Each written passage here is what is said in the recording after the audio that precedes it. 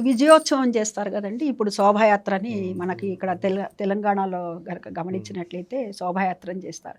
ఈ విజయోత్సవం వెనకాల ఉన్నటువంటి ఆంతర్యం. అదే.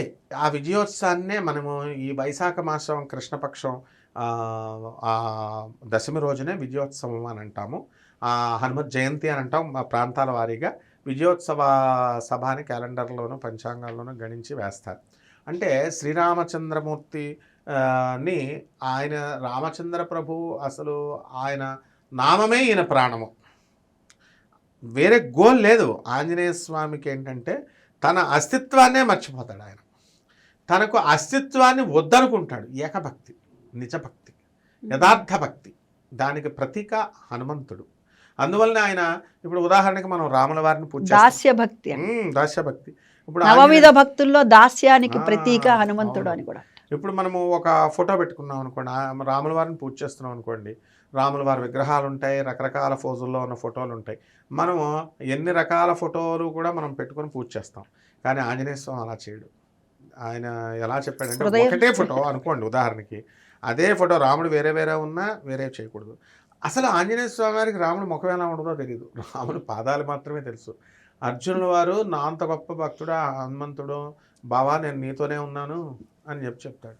అంటుంటే సరే నేను చూపిస్తానని చెప్పేసి మారువేషాల్లో ఈ అక్కడ ద్వారకలో జరిగేటటువంటి ఫంక్షన్కి ఆంజనేయ స్వామి వారిని పిలిస్తే మారువేషాల్లో కూర్చుంటే ఆంజనేయ స్వామి వారు వస్తారు.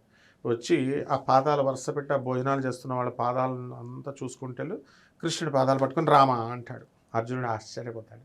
అందువలన ఈ లంకా దహనం చేసేయడము, రావణాసురుడు వధ అనంతరము విభీషణుడికి పట్టాభిషేకం చేసేసిన తర్వాత మళ్ళీ మన రామ వానర సైన్యం అంతా కూడా ఆంజనేయ స్వామి వారి అందరూ కూడా వచ్చేసి అయోధ్యలో పట్టాభిషేకం చేసుకున్నాం కాబట్టి ఆ విజయోత్సవ సభలో ఒక విచిత్రం జరుగుతుంది.